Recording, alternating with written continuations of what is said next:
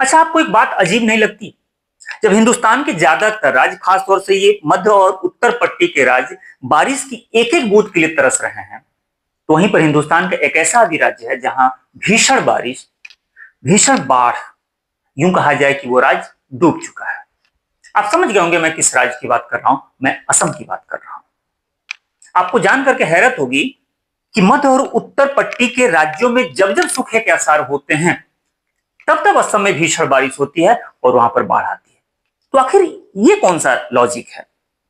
हिंदुस्तान में जब चारों तरफ सूखा पड़ेगा तो असम में भीषण बारिश होगी, असम में बाढ़ आएगी। पिछले 6 महीने से ये ढिढोरा पीटा जा रहा था कि इस बार एल नीनो का इफेक्ट है। तो चलिए मान लिया जाए कि एल नीनो का इफेक्ट है, बारिश कम होगी, सूखे के आसार हो सकते हैं, और ऐसा दिख भी रहा है, बादल खूब लगे हुए हैं, बारिश नहीं हो रही है। लेकिन वहीं असम में भीषण बारिश क्यों हो रही है? और भीषण का अंदाजा तो आप ऐसे लगा सकते हैं कि 2 दिन के अंदर उसके औसत रिकॉर्ड से 500% ज्यादा बारिश हुई। क्या वहां पर एल नीनो अपना प्रभाव नहीं दिखाता? वहां पर इतनी बाढ़ कैसे आ गई? वहां के 6 जिले डूब कैसे गए? कई 100 ऐसे गांव हैं जो शायद उबर ना पाए। दरअसल इसके 3 रीजन हैं, और आज मैं आपको इस तीनों रीजन के बारे में बताऊंगा। और बिल्कुल कोई भी ज्योग्राफी का टर्म्स यूज नहीं करूंगा, कोई भी साइंस का टर्म्स यूज नहीं करूंगा, बिल्कुल आसान भाषा में आपको बताऊंगा, जिसको हम अपने से जोड़ करके देख सकते हैं। सबसे पहला रीजन है ग्लोबल इफेक्ट। भारत में बारिश होगी कि नहीं होगी, मानसून आएगा कि नहीं आएगा, कम होगी ज्यादा होगी, ये सब कुछ ग्लोबल इफेक्ट की वजह से। अगर उसमें भी कहा जाए कि पैसिफिक ओशियन की देन होती है। अब कैसे होती है अभी मैं बता रहा हूं। दूसरा रीजन यह है असम की भौगोलिक बनावट। असम की भौगोलिक बनावट ऐसी है कि वहां ये सब कुछ होना ही होना है। लेकिन ये कह के तो नहीं निकला जा सकता ना कि वहां ये होना ही होना है। तीसरा रीजन इसी से जुड़ा हुआ है। तीसरा जो सबसे बड़ा रीजन ये है वो हम और आप हैं। मतलब इंसान की अपनी खुद की गलतियां, असम के लोगों की गलतियां, वहां की सरकार की गलतियां। वहां ऐसी ऐसी गलती सरकार ने की है या वहां के लोगों ने की है कि ये दिन उन्हें देखना ही था। और ये आखिरी नहीं है। वहां का दृश्य, विजुअल्स आप देखेंगे तो मतलब आप बेचैन हो जाएंगे। आजकल जैसे तस्वीरें, जैसे वीडियो जा रहे हैं। लेकिन ये आखिरी नहीं है। इससे भी भयावह तस्वीर अभी और आएगी, आने वाले सालों में अभी और आएगी, अगर हम नहीं चेते तो चलिए एक एक करके देख लिया जाए। सबसे पहले मैंने कहा था कि ग्लोबल इफेक्ट, दरअसल ये विश्व का एक मैप है, आप सब देख रहे हैं। मैंने कहा था कि पूरी तरह से डिपेंड किस पे होता है? पैसिफिक ओशियन पे, यानी कि प्रशांत महासागर पे। प्रशांत महासागर आपका यहां है और यहां है। तो ऐसे समझने के लिए भाई हम आधे आधे में है, तो इसको अगर बीच में कर लिया तो कैसा रहेगा? तो बीच में कैसे होगा? इस अमेरिका वाले बेल्ट को, उत्तरी अमेरिका और दक्षिणी अमेरिका को उठा करके कर दिया जाए इधर, और जो ही हम इधर करेंगे तो पैसिफिक ओशियन आ जाएगा बीच में। तो चलिए इसको उठाते हैं और करते हैं इधर। देखिए इधर हो गया, अमेरिका को मैंने इधर कर दिया। अभी पैसिफिक ओशियन, प्रशांत महासागर आ गया बीच में। अब ये प्रशांत महासागर है। अब इसमें देखिएगा, ये मैं खींच रहा हूं एक लाइन, इसे कहते हैं इक्वेटर लाइन, यानी भूमध्य रेखा। अब ये भूमध्य रेखा है, ये आपका हो जाएगा एक मकर रेखा, ये हो जाएगा कर्क रेखा। इक्वेटर लाइन एक ऐसी लाइन है, एक काल्पनिक लाइन है, जहां सूर्य की किरणें सबसे ज्यादा टाइम तक रहती हैं। तो इसका मतलब यह है कि वो हिस्सा सबसे गर्म भी होगा, वो पूरे ग्लोब का, पूरे पृथ्वी का सबसे गर्म हिस्सा होगा। जी हां, सबसे गर्म हिस्सा ये होगा। तो जो सबसे गर्म हिस्सा होगा वही तो लो प्रेशर जोन का हिस्सा होगा। लो प्रेशर जोन का मतलब यह है कि जहां गर्म होगा वहां की हवाएं गर्म होगी, ऊपर उठेंगी। जब हवाएं ऊपर उठेंगी तो वहां पृथ्वी पे कोई प्रेशर नहीं होगा, तो उसे कहते हैं लो प्रेशर जोन। जहां सबसे ज्यादा गर्मी वो लो प्रेशर, तो यहां पर लो प्रेशर होगा। अच्छा, यही तो मैं बार बार क्यों कह रहा हूं, पैसिफिक ओशियन में ही मैं क्यों कह रहा हूं, क्योंकि एक लैंड एरियाज और वाटर एरियाज में सबसे ज्यादा हीट होकर के वाष्प कहां से बनेगा? तो सीधी सी बात है, जहां वाटर रेंज होगा वहीं तो वाष्पीकरण सबसे ज्यादा होगा भाई। तो इसीलिए सबसे ज्यादा लो प्रेशर जोन जो क्रिएट होता है मानसून के नजरिए से, वो यहां क्रिएट होता है एकदम बीचों बीच में। ठीक, अच्छा, अब जब यहां पर लो प्रेशर जोन क्रिएट होगा तो इसका मतलब है कि इधर ठंडा और इधर ठंडा, कहां से हवाएं आएंगी, कहां से, तो ये देखिए इधर से आती हैं और इधर से आती हैं, तो दोनों तरफ से हवाएं इधर आती हैं। ठीक, अब जब दोनों तरफ से हवाएं इधर आती हैं तो यहां जब आके टकराती हैं तो ये ऐसे मूव कर जाती हैं, यहां आते ही ऐसे मूव कर जाती हैं। ठीक है, जानते हैं क्यों? क्योंकि पृथ्वी पश्चिम से पूरब की तरफ घूमती है।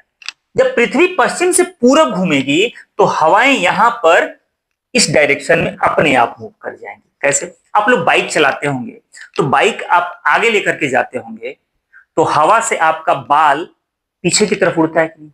हम जब इधर जा रहे होते हैं तो हमें लगता है नहीं कि हवाएं अपोजिट चल रही होती है, एकदम ऐसे ही चलती होती है। दरअसल हवा तो नहीं चल रही होती। अगर हवा ना भी चले, एकदम हवाएं एकदम शांत हो, तभी जब हम किसी एक डायरेक्शन में मूव कर रहे होते हैं, वहां की जो हवाएं हैं वो अपोजिट डायरेक्शन में मूव करेंगे ही करेंगे। आप कभी ट्रेन में बैठे होंगे तो जब जा रहे होंगे तो खिड़की से नजर डालने पर लगता है कि जो वहां के पेड़ हैं वो पीछे चल रहे हैं। ऐसा कभी आपने फील किया कि नहीं किया?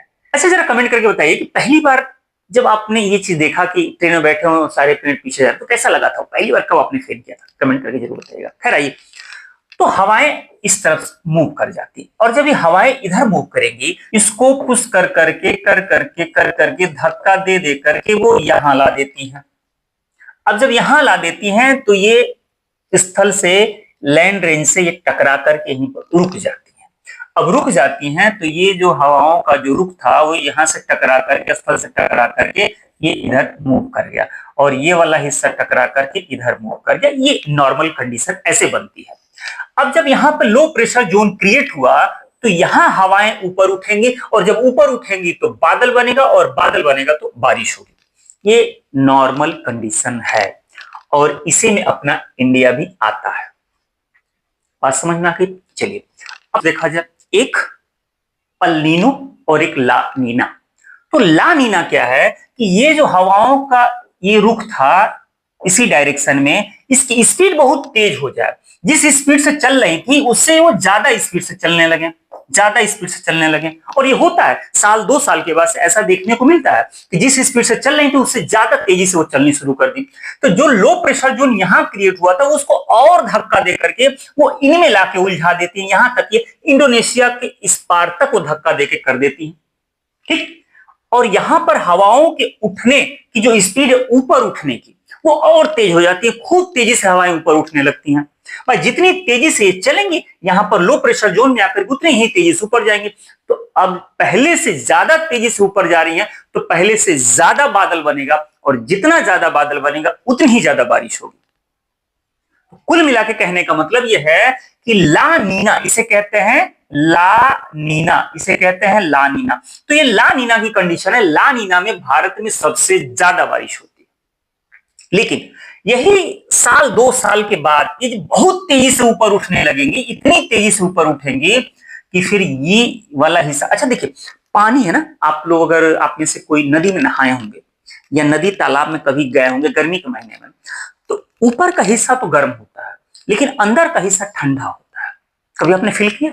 अगर कभी नदी में नहाए होंगे तो कमेंट करके बताइएगा जरूर।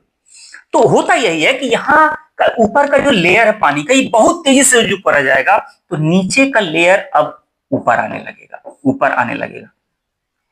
ठीक है, नीचे का लेयर ऊपर आएगा, सीधी सी बात है। ऊपर वाला वाष्प बनकर उड़ रहा है तो नीचे का ऊपर आएगा। तो ये स्पीड इतनी तेज हो जाती है कि नीचे का ठंडा वाला पानी जो ऊपर आने लगेगा तो ये हिस्सा धीरे धीरे करके ठंडा होने लगेगा।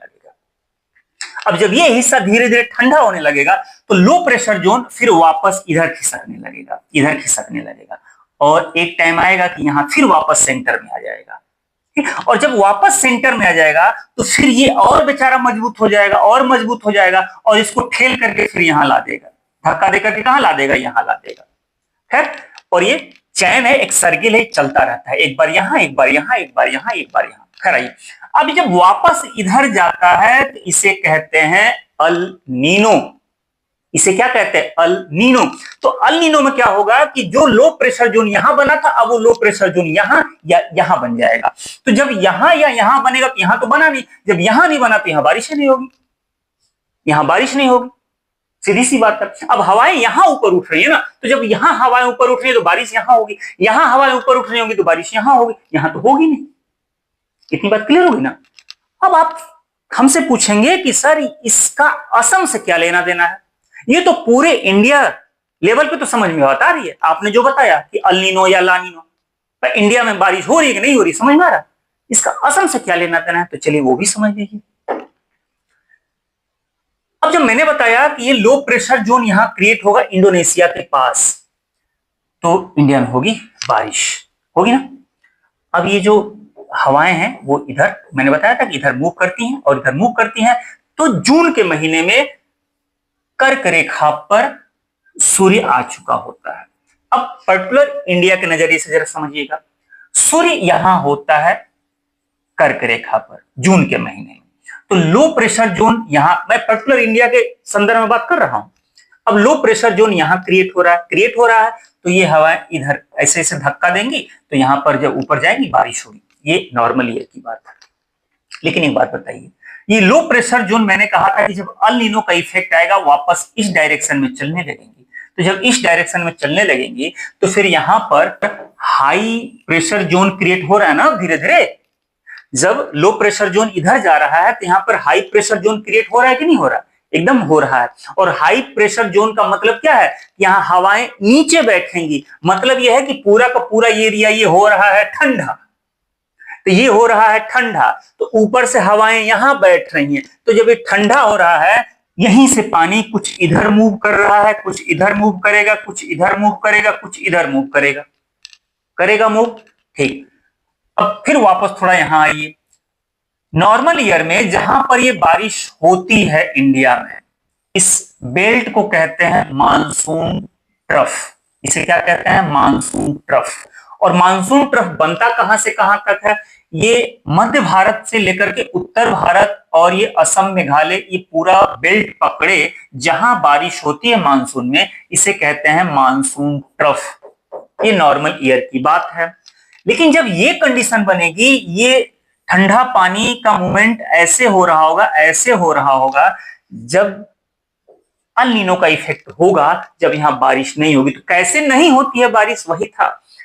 एक तो ये लो प्रेशर जो यहां से गायब हो गया, दूसरा है कि ठंडा पानी का जो प्रेशर है वो इस पे पड़ रहा है। अब इस पे पड़ रहा है तो मानसून ट्रफ जो है जितना भी था, एक तो बारिश होनी नहीं थी, और ऊपर से जितना भी बादल बन रहा था वह सिमट करके इसमें जाकर के चिपक जाएगा, इसमें आकर के चिपक जाएगा। जो इतने दूर में फैला था वह मध्य प्रदेश, उत्तर प्रदेश, छत्तीसगढ़, ये राजस्थान, पूरा महाराष्ट्र का एरिया पूरा ले देकर जितना जितना एरिया है, ये इतने में बारिश होनी जो थी वह सिकुड़ करके कहां आके चिपक गई, हिमालय में। अब हिमालय में जाकर के वो चिपक गई। तो जो भी बारिश एक तो होनी नहीं थी, और बाकी अगर जो कुछ भी बादल बन रहा था तो पहले जो इतने रेंज में बन रहा था वह सिकुड़ करके आ गया कहां पर, हिमालय में जाकर चिपक गया। अब हिमालय को पार तो नहीं कर पाएगा, अब हिमालय में जाकर के चिपक गया। तो अब जब हिमालय में आकर के चिपक जाएगा तो अब एक बात बताइए, जो बारिश यहां होनी थी वह यहां होगी कि नहीं होगी, होगी, एकदम होगी। तो जब जब अल नीनो का इफेक्ट होता है, और कौन सा अल नीनो का इफेक्ट, ये वाले अल नीनो का इफेक्ट, जब लो प्रेशर बीच में क्रिएट होगा, लो प्रेशर यहां क्रिएट होगा तो फिर वहां भी नहीं बारिश होगी, तब वो हिमालय में की तलहटी में भी नहीं बारिश होगी। लेकिन जब जब लो प्रेशर जोन यहां क्रिएट होगा, और इस बार की कंडीशन यही है कि लो प्रेशर जोन यहां क्रिएट हुआ है, अल नीनो का इफेक्ट है, लेकिन अल नीनो का इफेक्ट कैसा है, मतलब नॉर्मल है, मीडियम रेंज का अल नीनो है। हाई रेंज का अल नीनो होगा यानी कि लो प्रेशर यहां क्रिएट होगा तो भारत में बारिशें नहीं होगी। क्लियर। अब ये तो रहा ग्लोबल इफेक्ट वाली बात। दूसरी बात मैं कहा था असम की भौगोलिक बनावट। असम पूरी तरह से पहाड़ों के बीच में बसा हुआ एक राज्य है, चारों तरफ से उसके पहाड़ी पहाड़ है, पर्वत हैं, हिल्स हैं, यही सब है। ये देखिए अरुणाचल प्रदेश, ये हिमालय पे ही बसा हुआ है। इधर जब आप नीचे उतरेंगे तो आपको दिखाई देगा नागालैंड, मणिपुर, मिजोरम, ये त्रिपुरा, इधर है आपका मेघालय है। बीच में ये वाला हिस्सा जो आपको दिख रहा है यही है असम, ये असम है। अब असम की भौगोलिक बनावट जरा समझिएगा। असम की भौगोलिक बनावट ऐसे है, बिल्कुल ऐसे है, मतलब कि चारों तरफ से पर्वत, पहाड़, हिल्स हैं, और बीच में बेचारा बसा हुआ है। अगर बारिश होगी, बारिश अरुणाचल प्रदेश में हो, नागालैंड में हो, मणिपुर में हो, मेघालय में हो, वो बारिश यहां अगर 2 बूंद भी पानी गिरा तो लुढ़क करके कहां जाना है, तो वो असम में जाएगा जरूर। बारिश मेघालय में होती है, बारिश अरुणाचल प्रदेश में होती है, बारिश नागालैंड में होती है, मणिपुर में होती है, लेकिन उसका असर कहां पड़ता है? उसका असर पड़ता है असम में। यहां जहां भी जैसे भी बारिश होगी तो असम उससे प्रभावित होगा जरूर। एक और बात देख लीजिएगा, जो भी राज्य अगर यहां बसे होंगे, जब पहाड़ों की गोद में, वो ऐसे ही प्रभावित होंगे, वहां ऐसे ही भीषण बाढ़ आएगी। लेकिन जो राज्य यहां बसे होंगे, मान लीजिए यहां बसे होंगे, फिर उनके यहां बाढ़ नहीं आती। क्यों नहीं आती है? यहां पहाड़ों से जब नदी उतरती है तो फौरन नदी बहुत तेजी से ऊपर से गिरती है और गिरते ही ऐसे फैल जाती है। वो तेजी से गिरेगी, जाहिर सी बात है, गिरते ही ऐसे फैलेगी ना। तो यहां पर जो राज्य बसा होगा वहां पर भीषण बाढ़ ऐसे आएगी ही आएगी। लेकिन जब यहाँ पे नदियां यहां गिरती हैं तो गिरने के बाद से कुछ दूर चलते चलते फिर वो नॉर्मल हो जाती है, उनकी स्पीड जो है स्लो हो जाती है और पैरेलल एक लाइन बन जाती है। असम के साथ क्या है कि असम इनके बीच में बसा हुआ है, चारों तरफ से पहाड़। ये हिमालय का आपको रेंज देखिए, पटकाई बूम है, नागा हिल्स है, मिजो हिल्स है, गारो खासी जयंतिया है, अबोर मिसमी है।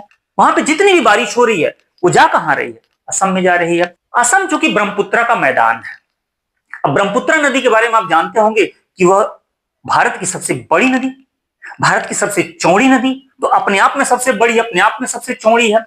अब वो चाइना से जब आती है तो खुद ही पानी लेकर के आती है, और असम में जब आती है वो, तो असम में लगभग 50 छोटी छोटी नदियां उसमें जाकर मिलती हैं, अलग अलग पहाड़ों से उतर उतर उतर के। तो 50 छोटी छोटी नदियां उसमें आकर के मिलती हैं ऐसे करके। अब एक बात बताइए, तो जो 50 नदियां ऐसे ऐसे आकर के मिल रही हैं तो पहाड़ों से उतर रही हैं, मतलब कुल मिला के एक लोटा भी पानी लेकर के अगर ऊपर से उतर रही होंगी तो असम में ला करके गिराएंगे कि नहीं गिराएंगे? बेशक गिराएंगे।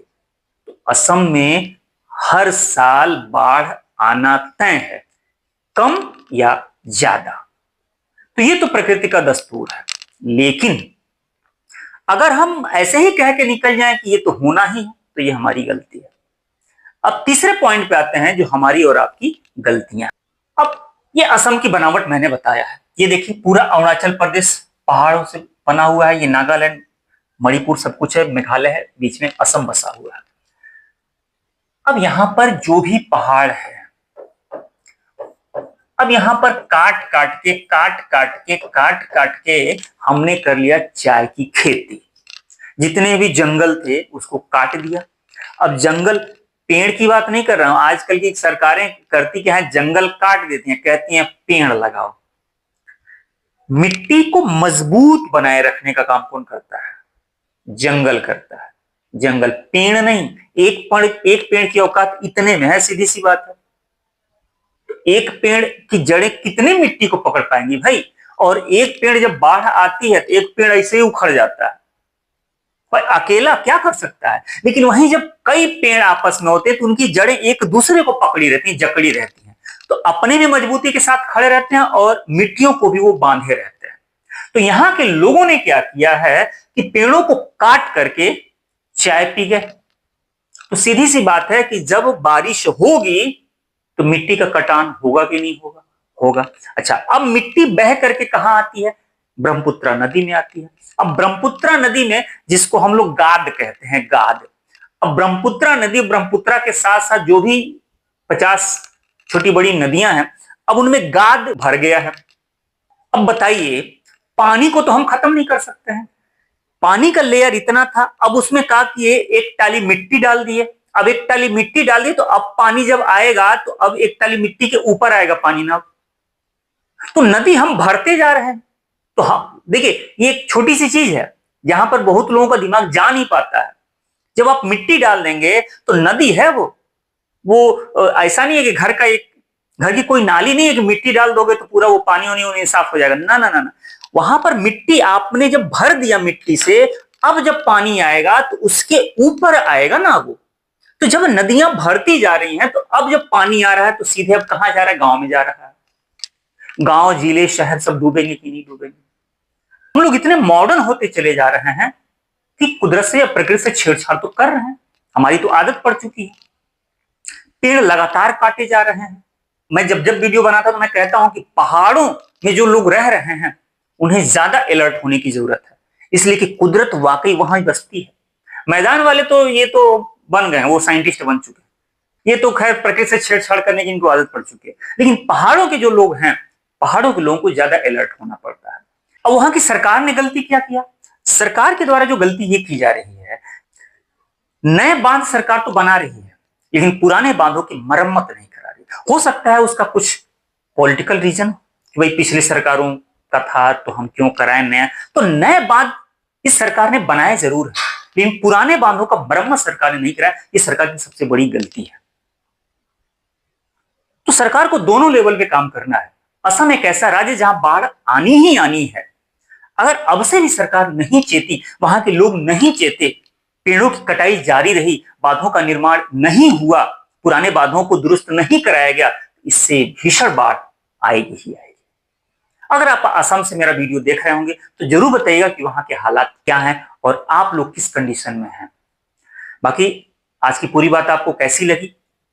मैंने 3 बातें बताई, एक ग्लोबल इफेक्ट बताया, असम की भौगोलिक बनावट बताया, हमारे और आपके द्वारा की गई गलतियों को मैंने बताया। ये पूरी बात आपको कैसी लगी ये कमेंट करके जरूर बताइएगा।